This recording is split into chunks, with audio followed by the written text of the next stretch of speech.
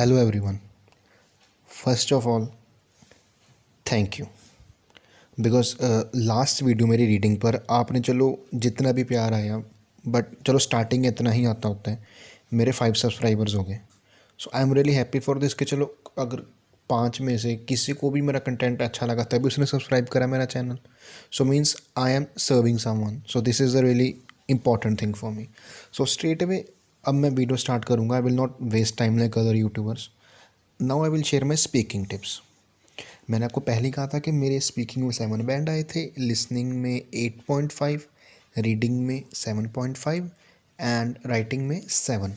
सो अब मैं आपको बताऊंगा कि मेरे स्पीकिंग में 7 बैंड या 7 बैंड्स 10 दिन में कैसे आए और आप ये चीज़ कैसे कर सकते हो।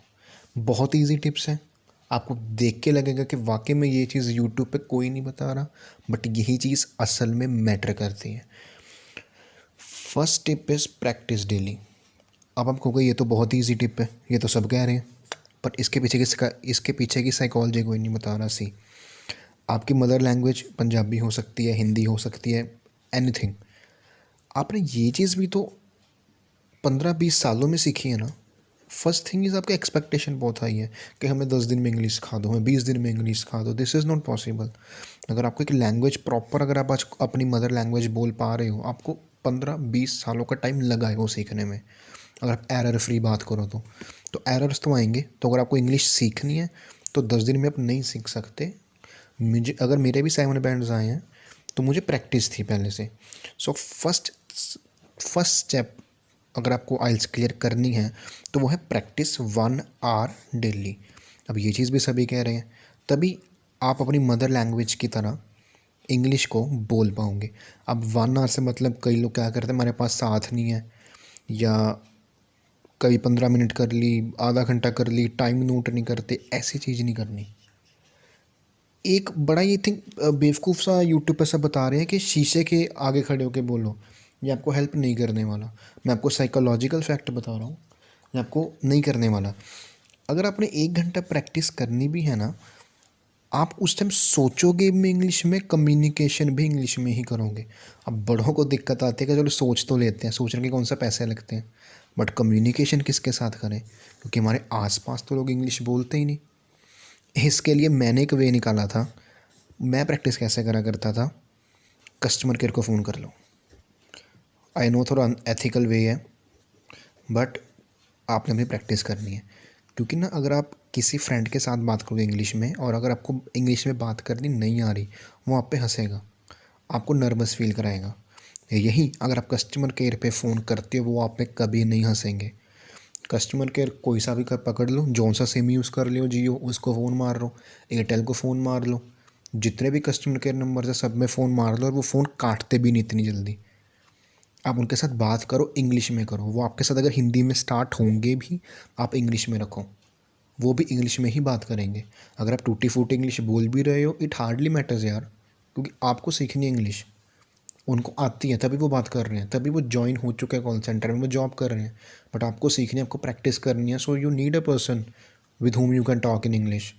सो आप ये चीज़ कर सकते हो। This was my first tip. मैंने आई थिंक बहुत ईजिली इसको बहुत थॉरली इसको एक्सप्लेन कर दिया। अगर अब हम मूव होंगे सेकेंड टिप की तरफ। Moving towards our second tip, don't go for fancy words and phrases. बहुत लोग फंसते हैं इसमें, मैं भी फंसता था इसमें। What do I mean by fancy word? जब मैं इंस्टीट्यूट लगा था, मुझे मेरे टीचर ने कहा था ये इडियम बोलो, ये वाला फ्रेज़ बोलो, ये वाला फैंसी वर्ड ऐड कर दो और अच्छा बैंड आएगा। अगर आप कर सकते हो, आप कैपेबिलिटी है तो करो, वरना मत करो। इडियम्स मत ऐड करो। डिफ़िकल्ट ऐड करने हैं, कोई कहते हैं कर लो, बट वो इम्प्रेसिव वर्ड्स भी होते हैं। चलो अगर आपकी कैपेबिलिटी है कर लो, नहीं कैपेबिलिटी मत करो। अगर आप ये करने जाओगे, क्योंकि मैं आपको अपना एक्सपीरियंस बता रहा हूँ, मैंने इडियम्स 3-4 याद करे थे, जो कि आई थिंक एक इडियम था उसमें से, jack of all trades master of none, और डाइम अ डजन, बहुत अच्छे अच्छे थे, मुझे पता था कैसे फिट करने हैं। बट रियल स्पीकिंग में मैं बोल ही नहीं पाया। इवन मैं अपना खुद का कंटेंट भूलते भूलते बचा हूँ इस चक्कर में। You will forget everything. आपने जो प्रेपरेशन करी है ना, 1 महीना, 2 महीना, 6 महीना, सब भूल जाओगे। सिर्फ ये ऐड करने के चक्कर में आपके हाई बैंड स्कोर तो क्या लो ही आएंगे, और आप अपनी नेचुरल इंग्लिश भी भूल जाओगे इसमें. So don't do this thing. Don't try to add fancy words until and unless you are comfortable with it. Clear. Third point, don't fake it. मैंने भी ट्राई करी थी एक्सेंट चेंज करके बोलने की, क्योंकि हमारे सामने मोस्टली NRI होगा जो हमारा एग्जामिनर होगा या फॉरेनर होगा. तो उनका एक्सेंट जब वो क्वेश्चन पुट करेंगे आप बहुत इंप्रेस हो जाओगे कि अरे इनका तो एक्सेंट बहुत अच्छा है, हम भी थोड़ा बहुत कॉपी करके देख लेते हैं.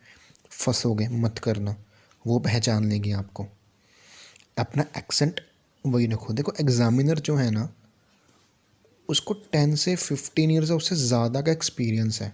उसने आप जैसे कितने ही बच्चे देखे हैं, वो 1 मिनट में पकड़ लेगा कि ये आपका नेचुरल एक्सेंट है या फेक एक्सेंट है. Don't go for fake accent. Speak naturally. जो आपकी नेचुरल टोन है, भले ही थोड़ी टोन, अब देखो इंग्लिश, अगर आप किसी अफ्रीकन की इंग्लिश सुनोगे उसका टोन अलग होगा, फॉरेनर का अलग होगा, इंडियन का अलग होगा. तो आपको ही क्यों कॉपी करना है इंग्लिश का टोन, ब्रिटिश एक्सेंट क्यों कॉपी करना है. मत करो, फंसोगे. So this was my third tip. Now will move towards the fourth tip. देखो ना, ये बहुत ही इंपॉर्टेंट टिप है हमारे लिए. Speak complex, score less. Speak easy, score more. एक बार देख लो आपको किसका क्या मतलब है. सेम इसका इंटरलिंक्ड है लास्ट टिप के साथ. कॉम्प्लेक्स बोलने जाओगे स्कोर कम आएगा. क्यों? आप नेचुरल लैंग्वेज को छोड़कर फैंसी वर्ड्स में घुस चुके हो, नहीं बोल पाओगे क्योंकि आपको प्रैक्टिस ही नहीं वो चीज़ बोलने की. Speak easy, score more. अगर आप एग्ज़ाम में without any fancy word, without any kind of idiom phrase अगर आप पेपर दे के आ रहे हो, देर आर हाई चांसेस और high probability that you will score more. Don't go for complex words, फंस जाओगे. फैंसी वर्ड्स मत बोलो. अगर बोलना चाहते हो लिमिट में बोलो. आपका पूरे की पूरी कॉन्वर्सेशन सिर्फ इन्हीं वर्ड्स के बेस पर नहीं होनी चाहिए कि आप बार बार बहुत भारी वर्ड्स यूज़ कर रहे हो. कहीं के बच्चे वर्ड्स यूज़ करते हैं जो एग्जामिनर को भी नहीं पता होते. सीख जाते हैं गूगल से निकाल के और जाके दे दनादन बोलते रहते हैं. एग्जामिनर भी सोच रहा होता है पक्का रट्टे मार के आया है. वही आपका बैंड स्कोर कम हो गया. एग्जामिनर ना आपकी नेचुरल इंग्लिश जज करने के लिए बैठा है, आपको कितनी नॉलेज है, कितने वर्ड्स आते हैं ये जज करने के लिए नहीं बैठा. स्ट्रगल करते रह जाओगे. तो सिंपल बोलो बट अफेक्टिवली बोलो.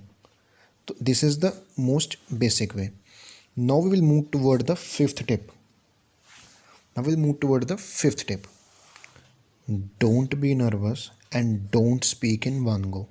कई बच्चे बहुत ज़्यादा नर्वस हो जाते हैं. मैं भी हुआ था जब गया था बोलने के लिए, बट मेरी नर्वसनेस ख़त्म हो गई थी जब मैंने एग्ज़ामिनर का कामनेस देखा, उसका नेचर देखा. बहुत ही लीनियंट होते हैं, हार्श नहीं होते. कुछ कुछ होते होंगे, किस्मत अच्छी रही तो लीनियंट ही आएगा. मोस्टली लीनियंट ही आते हैं, इतने हार्श नहीं होते बिकॉज वो आपको जज करने के लिए बैठे हैं. उनके आपके साथ कोई पर्सनल ग्रजेस तो है नहीं, कोई खुंदक तो है नहीं कि आप पर ही निकालेंगे, आपको ही मुश्किल क्वेश्चन पूछेंगे. नर्वस मत होना और एक सांस में मत बोलना. इसका क्या मतलब है, इमेजिन करो आपकी लैंग्वेज, मदर लैंग्वेज पंजाबी है, आप उसको एक सांस में बोल रहे हो, कैसा लगेगा? अगले को समझ आएगी? नहीं आएगी. आप इंग्लिश में यही चीज़ करते हो, एक बार सांस अंदर खींची, क्यू कार्ड में 2 मिनट बोलते रहे. ना कहीं पॉज दिया, ना कहीं टोन हाई लो की. इंप्रेसिव ऐसे नहीं लगना वो चीज़. तो वन गो में मत बोलो, आराम से बोलो. Now we will move towards our last and final tip. सबसे इम्पॉर्टेंट, ये एक एक्स्ट्रा टिप कह लो. Speaking is all about psychology. ये सब कुछ साइकोलॉजी में आ जाता है. अगर आपको इसकी टिप्स एंड ट्रिक्स चाहिए डीपली कि साइकोलॉजी मतलब क्या होता है, स्पीकिंग में साइकोलॉजी कैसे यूज़ होगी, कमेंट करना नीचे कि आपको वीडियो चाहिए. जल्दी इस पर वीडियो आ जाएगी. आपको मैं हिंट दे देता हूँ कि इसमें क्या होता है. फॉर एग्ज़ाम्पल, कहते नहीं first impression is the last impression. तो जैसे ही आप रूम में एंटर करते हो, अगर आपने एग्ज़ामिनर को विश नहीं करा, बैठने से पहले पूछा नहीं, आई कांटेक्ट नहीं रखा, ऐसे बहुत चीज़ें होती हैं, बहुत ही छोटी छोटी चीज़ें होती हैं. अगर आपने जिनका ध्यान रख लिया तो एग्ज़ामिनर आपको बैंड स्कोर देगा.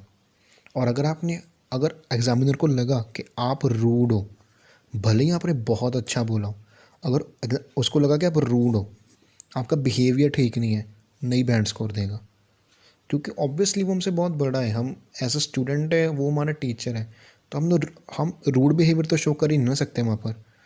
तो अगर आपको ऐसी साइकोलॉजी पर वीडियो चाहिए कि आप बहुत ही ब्रीक ब्रीक पॉइंट, छोटे पॉइंट्स को कैसे पकड़ कर अपनी स्पीकिंग के बैंड स्कोर को इम्प्रूव कर सकते हो, और अगर आपको और डीप वीडियो चाहिए इसमें, फॉर एग्जांपल इंट्रोडक्शन कैसे देनी है, क्यू कार्ड कैसे बोलना है, फिर क्यू कार्ड में आई थिंक बहुत डीप टॉपिक है ये भी, क्योंकि मैनेजर्स खुद करें हमको मैं बता सकता हूँ। उसके बाद जो फॉलोअप क्वेश्चंस है वहाँ पर कैसे बोलना है, आइडिया कैसे बिल्डअप करना है, सभी चीज़ें आएंगी। जस्ट कमेंट डाउन आपको किस टॉपिक पर पहले वीडियो चाहिए, वो सब अगर वीडियो आ जाएंगी। तो गाइस लाइक कर देना, सब्सक्राइब कर देना और कमेंट कर देना। और अगर आपका कोई नोन पर्सन है जो आइल्स की तैयारी कर रहा है, उसको चैनल शेयर ज़रूर कर देना, क्योंकि आपके एक शेयर से हो सकता है उसका बहुत फ़ायदा हो जाए। हो सकता है मेरी जो रीडिंग वाली वीडियो उसको, उस पर्सन को उसमें से कोई ऐसा पॉइंट मिल जाए उसके काम का हो, मे बी उसका पेपर क्लियर हो जाए, वो बाहर चला जाए, आपको दुआएं देगा ना वो। सो प्लीज़ शेयर कर देना चैनल, जिसको भी करना है, सब्सक्राइब कर देना, लाइक कर देना, कमेंट कर देना। Thank you, that's